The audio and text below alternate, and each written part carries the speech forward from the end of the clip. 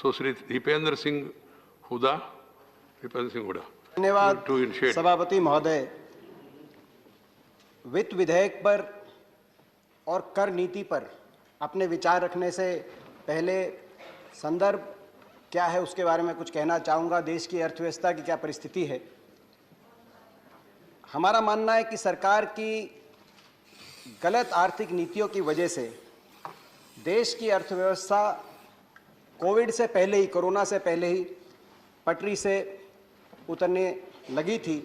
अफसोस इस बात का है कि इस बजट में या इस वित्त विधेयक में कुछ ऐसा नहीं करा गया कि अर्थव्यवस्था को दोबारा से पटरी पर लाए। मैं क्यों कह रहा हूं कि पहले ही पटरी से उतरने लगी थी। अगर हम कोविड से पहले के 8 क्वार्टर देखें, मार्च 2018 से मार्च 2020 तक, अर्थव्यवस्था की गति, बढ़ने की गति, ग्रोथ रेट हर क्वार्टर में कम होती गई और 8% से घटते घटते 3% पे आ गई।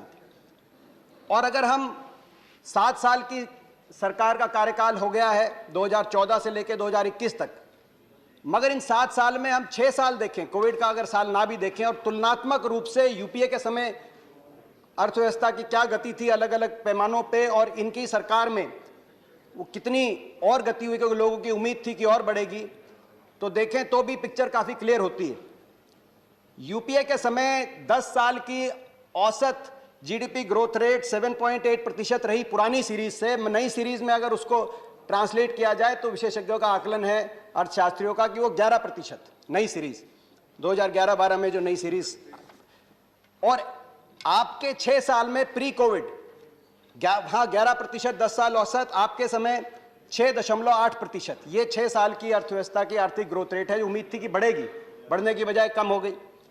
कोई भी अर्थव्यवस्था होती है, जीडीपी होती है, उसके 4 कंपोनेंट होते हैं, उसकी कुर्सी के 4 पैर होते हैं। क्या 4 पैर होते हैं? कंजम्पशन, डिमांड कितनी अर्थव्यवस्था में, निवेश, इन्वेस्टमेंट कितनी हो रही है, एक्सपोर्ट कितना ग्रोथ हो रहा है, और गवर्नमेंट एक्सपेंडिचर। अगर हम 10 साल की यूपीए और 6 साल का आकलन करें आपकी अर्थ जो है व्यवस्था में, इन चारों जो पैर हैं कुर्सियों के किसी भी अर्थव्यवस्था के, उनमें क्या परिस्थिति बनी तो पिक्चर और क्लियर हो जाती है।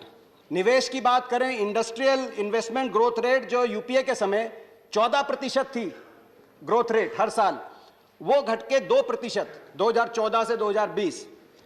क्रेडिट एंड बैंक लोन, क्योंकि जब तक बैंक से क्रेडिट नहीं कोई लेगा तब तक अर्थव्यवस्था में निवेश कैसे करेगा। यूपीए के समय 13% ग्रोथ रेट थी हर साल, वो घट के 4% ग्रोथ रेट पे आ गई। ये इन्वेस्टमेंट की पिक्चर दिखाते हैं। अब आए प्राइवेट कंजम्पशन ग्रोथ। आप ही के आंकड़े हैं इसी बजट में प्रकाशित। प्राइवेट कंजम्पशन ग्रोथ यानी कि डिमांड, यूपीए के समय 24% ग्रोथ रेट थी प्राइवेट कंजम्पशन ग्रोथ में हर साल प्रति वर्ष, वो घटकर अब 9% 6 साल में, कोरोना से पहले। कॉर्पोरेट सेल्स ग्रोथ रेट, ये भी एक आकलन का नजरिया है कि कितनी सेल्स हो रही है, खरीदारी हो रही है मार्केट में। उस समय 12% प्रति वर्ष ग्रोथ रेट होती थी, अब वो मात्र 3% पे आके रुक गई है। तो डिमांड भी नहीं। डिमांड के आगे आता है एक्सपोर्ट, मेक इन इंडिया का नारा दिया गया। पूरी दुनिया के अंदर बड़ी बड़ी तस्वीरें मेक इन इंडिया की लगाई गई, मगर जो एक्सपोर्ट ग्रोथ रेट 10 साल 2004 से 14 तक 21% प्रति वर्ष वो ग्रोथ रेट थी एक्सपोर्ट्स में, वो अब कम होकर आज 6 साल में 2014 से 20 तक मात्र 3% पे आके ठहर गई। तो एक्सपोर्ट भी नहीं। फिर बचा गवर्नमेंट एक्सपेंडिचर, उसमें भी यूपीए के तुलना में कम हुआ है, मगर जितनी ज्यादा तादाद में ये बाकी 3 पहलू अर्थव्यवस्था के लुढ़के हैं, गवर्नमेंट एक्सपेंडिचर को आपने फिर भी ग्रोथ रेट में तो 24% प्रति वर्ष से 16% प्रति वर्ष पे आ गई, मगर उतनी नहीं लुढ़की जितनी बाकी 3 पहलू लुढ़के। इनके साथ साथ अर्थव्यवस्था में स्ट्रेस्ड एनपीए हम सब जानते हैं। अभी भी जनवरी में आरबीआई स्टेबिलिटी रिपोर्ट आई जिसमें कहा गया कि सितंबर 2021 तक 13.5% एनपीएस का रेशो हो जाएगा। सरकारी बैंकों में और भी बुरा हाल है। इसी प्रकार से स्ट्रेस कॉर्पोरेट बैलेंस शीट, ये कुछ स्ट्रक्चरल प्रॉब्लम्स हमारी इस अर्थव्यवस्था में रहे। मगर हमारा मानना है ये अर्थव्यवस्था पटरी से उतरनी कब शुरू हुई? सबसे पहले नोटबंदी ने अर्थव्यवस्था को हिलाया। उसके बाद जिस तरीके से आनन फानन में जीएसटी लागू की गई, उसने अर्थव्यवस्था की कमर तोड़ दी और उसके बाद कोरोना के अंदर जो आपकी मैनेजमेंट रही अर्थव्यवस्था की, उसने अर्थव्यवस्था को आज आईसीयू में पहुंचा दिया। मगर ये हमारा आकलन है, विशेषज्ञ अर्थशास्त्री मानते हैं कि ये पहले से आईसीयू में थी। अभिजीत बैनर्जी नोबेल पुरस्कार विजेता, उनका 2020 में मानना था कोविड से पहले, क्या कहा उन्होंने, अर्थव्यवस्था आईसीयू में। आपके स्वयं जो चीफ इकोनॉमिक एडवाइजर रहे अरविंद सुब्रमण्यम, उन्होंने क्या कहा 2020 कोरोना से पहले, क्या कहा कि ये कोई आम मंदी नहीं है। कोरोना के आने से पहले यह आम मंदी नहीं है, 30 साल में ऐसी मंदी नहीं देखी गई। रघुराम राजन, उन्होंने भी आपके समय आरबीआई संभाली है, उनका कहना है कोरोना से पहले कि अर्थव्यवस्था बद से बदतर हो गई है, अत्यंत गंभीर स्थिति है अर्थव्यवस्था की। तो लोगों का मानना था पहले ही खराब थी, फिर कोरोना आया और आपने अपनी विफलताओं को कोरोना के माथे पे चिपकाने का एक विफल प्रयास किया। मगर कोरोना में भी आपकी गलत आर्थिक नीतियों की वजह से अर्थव्यवस्था जितनी खोखली हो गई थी, उसकी पोल कोरोना के 1 साल में भी खुली। कैसे खुली? 4 रिकॉर्ड बने इस कोरोना के अंदर। पहला रिकॉर्ड, जितनी भी बड़ी अर्थव्यवस्थाएं हैं विकासशील और विकसित देशों में, कोरोना के समय अगर सबसे ज्यादा नेगेटिव जीडीपी ग्रोथ रेट रही, सबसे ज्यादा जीडीपी किसी देश की लुढ़की, तो हिंदुस्तान की लुढ़की। आप किसी भी देश से कंपेयर करें, जब कोरोना चरम में था, अप्रैल से जून की तिमाही में हिंदुस्तान की अर्थव्यवस्था -23.9%, पूरे साल में -7.9%, सबसे ज्यादा पूरे दुनिया के अंदर, विश्व के अंदर ये रिकॉर्ड आपके नाम आया। दूसरा रिकॉर्ड आपने बनाया, कोरोना के समय गरीब और अमीर में अगर सबसे ज्यादा अंतर कहीं बढ़ा, आपकी गलत आर्थिक नीतियों की वजह से खोखली हो चुकी थी अर्थव्यवस्था, तो सबसे ज्यादा गरीब अमीर में अंतर हिंदुस्तान में बढ़ा। जहां जिस तिमाही में हमारी अर्थव्यवस्था 23% लुढ़क गई थी, उसी तिमाही में जो हमारे 100 सबसे अमीर भारतीय हैं, उनकी इनकम के अंदर 35% इजाफा हुआ। 100 सबसे जो अरबपति हिंदुस्तान के 13 लाख करोड़ की उनकी कमाई हुई, तो उनकी कमाई में 35% इजाफा, और अर्थव्यवस्था 29% लुढ़क रही है, और दुनिया में किसी मुल्क में ऐसा नहीं हुआ। तीसरा रिकॉर्ड बना, जो अलग अलग आंकड़े हैं उनके आधार पे कोरोना में सबसे ज्यादा बेरोजगारी, 12 करोड़ के करीब लोगों की जो है लोग बेरोजगार हो गए, 35% एमएसएमई बंद हो गई, तो सबसे ज्यादा बेरोजगारी कोरोना में हिंदुस्तान में हुई, सबसे ज्यादा अर्थव्यवस्था हिंदुस्तान की लुढ़की किसी भी देश के मुकाबले में, और सबसे ज्यादा गरीब अमीर में अंतर बढ़ गया कोरोना के समय। तो ये आपकी नीतियों की देन है। मगर चौथा रिकॉर्ड भी बना। चौथा रिकॉर्ड ये बना कि कोरोना में जो पैकेज लेके आए, फाइनेंशियल स्टिमुलस पैकेज, अलग अलग देश, जापान अपनी जीडीपी के मुकाबले में 20% फिस्कल पैकेज लेके आया, कनाडा ने 20% दिया, ऑस्ट्रेलिया ने 18%, ब्राजील ने 18%, टर्की ने 14%। हमारे देश में आपने 20 लाख करोड़ की घोषणा करी, मगर इसके अंदर जो फिस्कल कंपोनेंट है वो कुल मिला के जीडीपी का मात्र 3.2%। तो आपने पैकेज भी उतना नहीं दिया। राहत जो मलम लगानी चाहिए थी घाव पे, जो कोरोना के जो लोग बेरोजगार हुए, जो गरीब थे, मगर आपने उनको भी राहत दी नहीं। अगर हम जीडीपी कांस्टेंट प्राइसेस पे देखें, तो जब आपकी सरकार 2014-15 में आई देश में, उस समय 104 लाख करोड़ की अर्थव्यवस्था थी देश की, वो बढ़कर 2019-20 में 145 लाख करोड़ की हो गई थी। कोरोना के बाद ये जब कम हुई, गिरी, तो अब वो गिर के 132 लाख करोड़ की हो गई इस साल के अंत में, यानी कि 132 लाख करोड़, जो कि 2016-17 में जितनी अर्थव्यवस्था थी उसके बराबर। अब ये आप कह रहे हैं वी शेप रिकवरी हो रही है और हम कोरोना से पहले की स्थिति में आ रहे हैं, मगर आपके आंकड़े नहीं बताते। अगर आरबीआई की ग्रोथ रेट देखें हम कि 11% ग्रोथ रेट हो जाएगी इस साल, तो भी 145 लाख करोड़ नहीं होगा, 2 साल लगेंगे।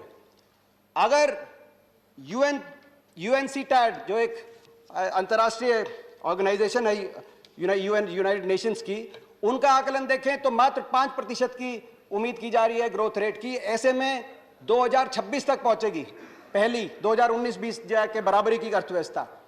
अगर डॉक्टर गीता गोपीनाथ का हम देखें, उनका जो लेख आया है, उसके अनुसार 2025 में हमारी अर्थव्यवस्था उस लेवल पे पहुंचेगी जो कोरोना से पहले है, जिसको गंभीर बताया गया। तो गंभीर से अत्यंत गंभीर हो गई।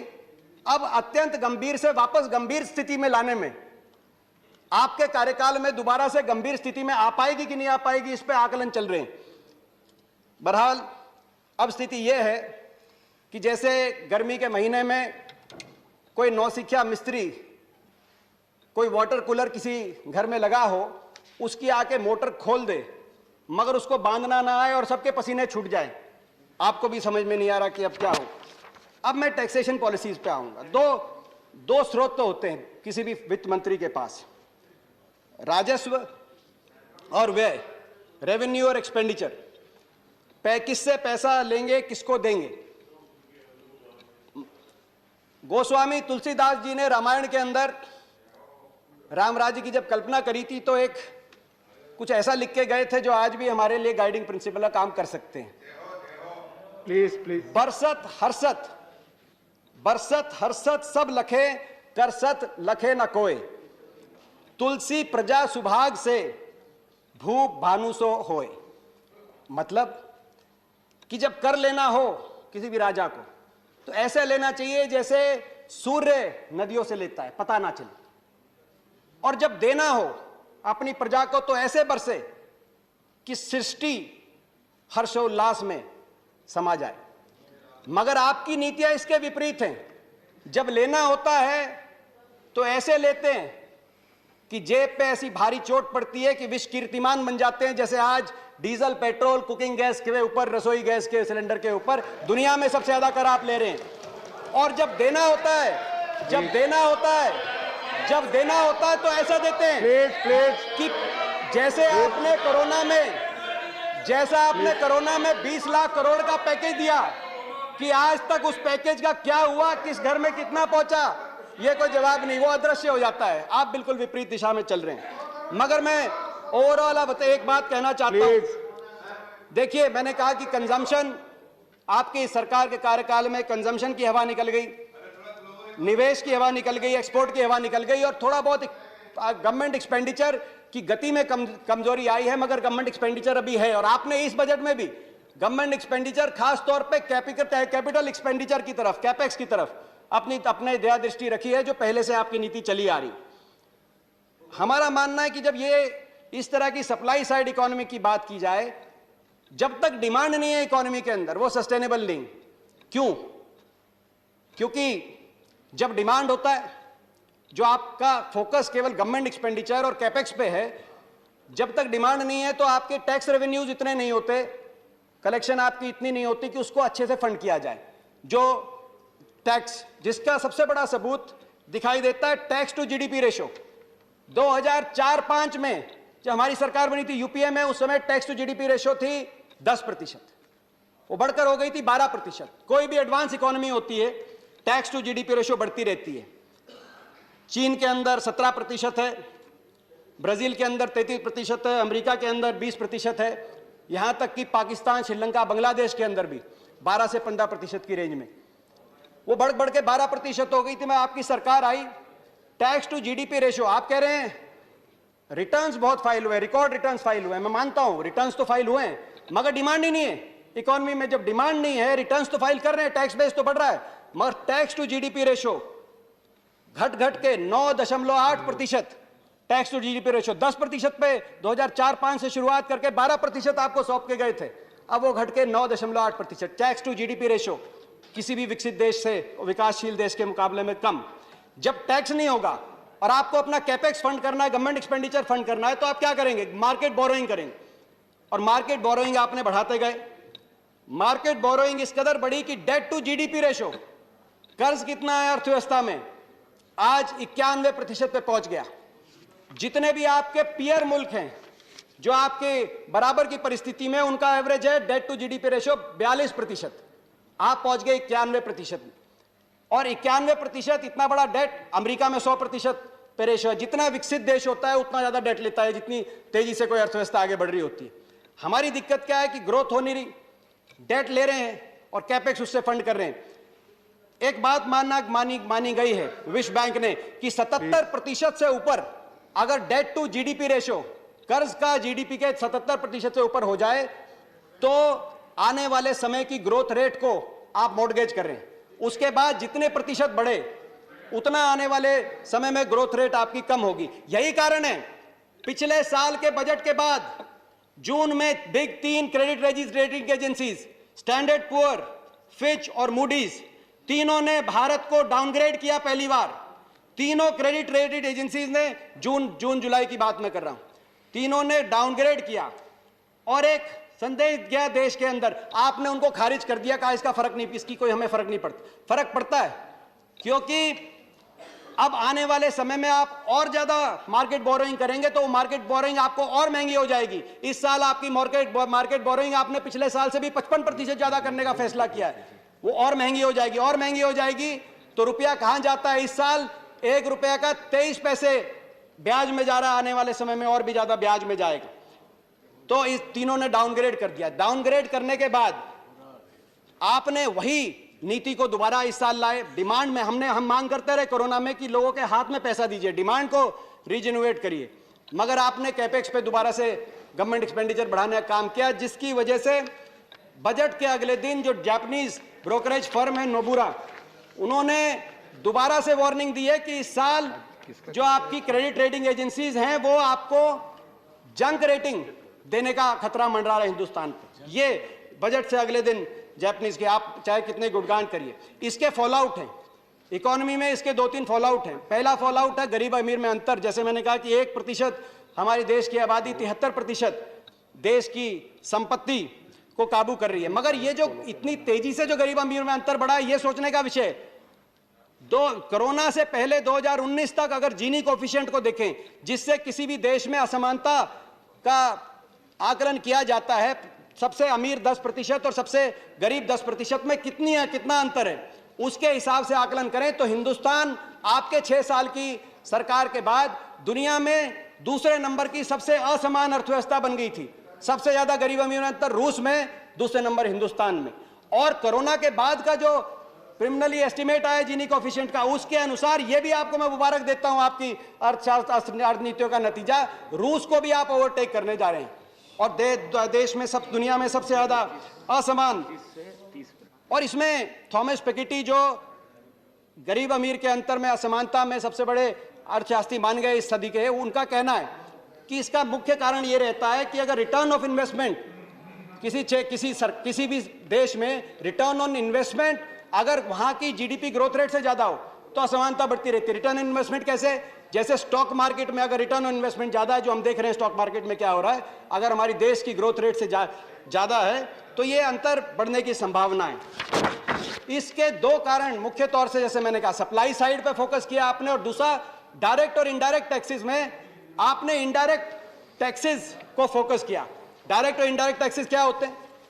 डायरेक्ट टैक्सेस यानी कि इनकम टैक्स, कॉर्पोरेट टैक्स, जो कहीं ना कहीं समानता की तरफ देश की अर्थव्यवस्था को लेकर आता है, और इनडायरेक्ट टैक्सेस जो गरीब पे लगते हैं ज्यादा, जैसे पेट्रोल पे, डीजल पे। पेट्रोल पे उतना ही टैक्स 1 लीटर में मुकेश कुमार को देना पड़ता है जितना मुकेश अंबानी को देना पड़ता है, मगर इनकम टैक्स और कॉर्पोरेट टैक्स में आप फर्क कर सकते हो। आपने क्या किया जब से आपकी सरकार आई है? कॉर्पोरेट टैक्स को घटाया 25%, ये कह के घटाया कि इससे निवेश होगा, मगर डिमांड है नहीं, निवेश हो नहीं रहा। इसीलिए कॉर्पोरेट टैक्स की कलेक्शन जो 2014-15 में अर्थव्यवस्था में corporate tax to GDP ratio 3.4% थी, आज वो कलेक्शन घट के 2.3% आ गई। कॉर्पोरेट टैक्स बढ़ना चाहिए था आपके अनुसार, निवेश होना चाहिए था, मगर कॉर्पोरेट टैक्स की कलेक्शन डाउन आ गई। ऐसे ही इनकम टैक्स की कलेक्शन डाउन आ गई। और आप कहां से निकाल रहे हैं? गरीब आदमी पे, जिनकी संपत्ति बढ़ रही है उन पे कोई टैक्स नहीं, और आप कह रहे हैं एक और गरीब आदमी पे पेट्रोल, डीजल और रसोई गैस पे आप टैक्स लगा रहे हैं। आप ये कह रहे हैं कि कॉर्पोरेट टैक्स तो दुनिया में बराबर होना चाहिए, तभी हमारी कंपेटिटिवनेस बनेगी हमारी कंपनियों की। तो इनडायरेक्ट टैक्स, पेट्रोल और डीजल पे टैक्स दुनिया के बराबर क्यों नहीं होना चाहिए? मैं आपसे सवाल पूछता हूं, हमारे आम आदमी की कंपेटिटिवनेस क्यों नहीं होनी चाहिए? महंगा, ऐसे पेट्रोल डीजल की बात आई, आज स्थिति यह है पेट्रोल डीजल पे 100 रुपए में से, धर्मेंद्र जी बोल रहे हैं, आज 100 रुपए में से 63 रुपए सरकार की जेब में जाता है अगर कोई पेट्रोल भरवाने जाए। और डीजल पे जो 2014-15 में जेटली जी के पहले बजट में 3 रुपए की एक्साइज ड्यूटी थी, आज वो 31 रुपए की एक्साइज ड्यूटी हो चुकी है। आपके पहले बजट में 75,000 करोड़ की कलेक्शन थी पेट्रोल, डीजल, रसोई गैस के सिलेंडर पे, आज इस बजट में वो 75,000 करोड़ से बढ़कर 3.5 लाख करोड़ की कमाई उसी जनता से आप कर रहे हैं और अच्छे दिन बता रहे हैं। तो ये मैं समझता हूं, आप उसका दर्द समझिए, उस बूढ़ी मां का जिसने दिया जलाया था कोरोना में। आज उसके घर गैस सिलेंडर खाली पड़ा है। आज वो चूल्हे पे लकड़ी से रोटी जला रही है और उसके धुएं से उसकी आंख में आंसू निकल रहे हैं। बेरोजगारी एक और फॉल आउट है, बेरोजगारी देश में प्लीज एक और फॉल आउट है, बेरोजगारी। देश की बेरोजगारी इतनी भयावह रूप ले चुकी है। आज हम जानते हैं एनएसएसओ के अनुसार 45 साल में सबसे ज्यादा बेरोजगारी, सीएमआई के अनुसार 70 साल का बेरोजगारी का रिकॉर्ड इस साल पिछले जो वर्ष गया इसमें टूटा है। केवल कोरोना में 12 करोड़ लोग बेरोजगार हो गए। डिमोनेटाइजेशन में 50 लाख अजीम प्रेमजी यूनिवर्सिटी का अनुसार था, उस समय 50 लाख लोग बेरोजगार हो गए। आपका 2 करोड़ रोजगार देने का वायदा था, यानी कि 7 साल में 14 करोड़ रोजगार मिलने चाहिए थे। इसके अनुसार तो जो है ये केवल इन 2 कोरोना और डिमोनेटाइजेशन की वजह से 12.5 करोड़ रोजगार आपके कम हो गए। हर घर में एक बेरोजगार। आप कह रहे पकोड़े तलिए, मैं मानता हूं वो भी हो सकता है, मगर अगर हर घर में ही बेरोजगार है, हर घर में अगर कढ़ाई चढ़ा के पकोड़े तलने का काम होगा तो खरीदेगा कौन? वो खरीदेगा कौन? वो पकोड़े तलेंगे। और अगर खरीदेंगे नहीं तो अगले दिन के लिए बेसन और तेल का इंतजाम कैसे करेंगे? हर घर में बेरोजगारी। किसान की बात, मैं किसान की परिस्थिति पे आना चाहता हूं।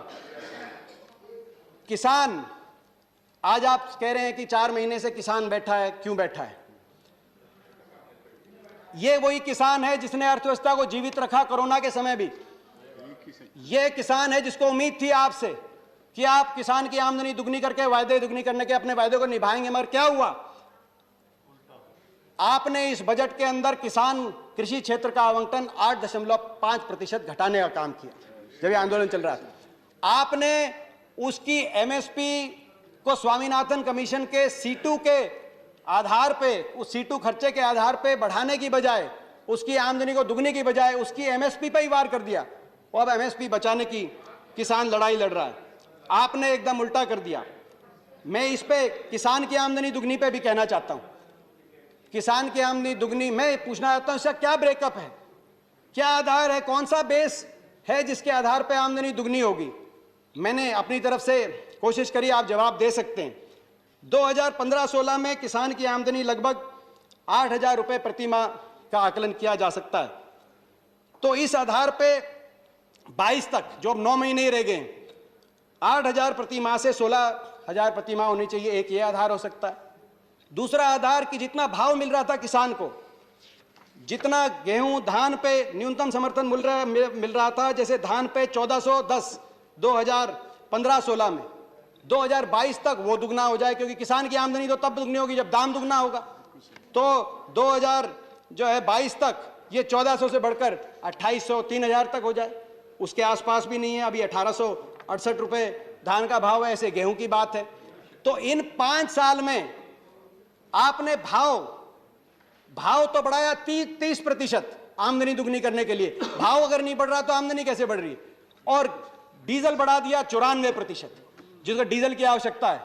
डीजल इनपुट कॉस्ट तो बढ़ा रहे हैं, भाव बढ़ा नहीं रहे और कह रहे हैं आमदनी दुगनी। फिर मैंने देखा, खोजने की कोशिश करी कि कौन जिम्मेदार है सरकार में। वैसे सभी जिम्मेदार हैं, मगर एक कृषि मंत्रालय में एक Ashok Dalwai ji, chairman of the committee on doubling farmer income, उनका कि भाई इसमें डबलिंग फार्मर इनकम में क्या स्ट्रेटजी है, ये करके उन्होंने को सवाल पूछा, क्या ब्रेकअप है इसका, कुछ बताइए। तो उन्होंने 2-3 चीजें बताई, जिसमें कहा कि प्रमुखता से हमारी एक स्ट्रेटजी है shifting from farm to non farm occupations. यानी कि अगर 2 किसान के भाई हैं, एक को मजदूरी पे आप लगा दो तो उसकी जो रह गया उसकी इनकम दुगनी होगी। क्या ये आपका फॉर्मूला है? इसके बारे में आपको स्पष्टीकरण देनी चाहिए। आपने सोचा किसान भूल जाएगा ये बात, मगर किसान की याददाश्त बहुत तेज है, इसीलिए बैठा है 4 महीने से। 300 जाने गंवाने के बाद, 300 जाना कुर्बान करने के बाद। और एक और चीज बनी, बात तो थी एमएसपी दुगनी करने की, बात तो थी इनकम दुगनी करने की। मैं 2 मिनट में अपनी बात तो थी दुगनी करने की, मगर अब क्या हुआ?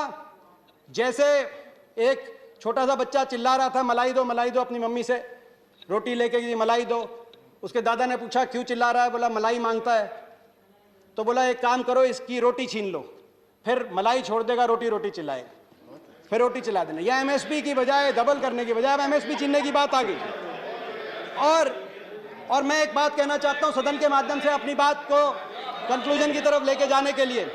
ये किसान 26 तारीख को 4 महीने हो जाएंगे, 4 महीने से बैठे, 300 से ज्यादा जानों की कुर्बानियां हो गई।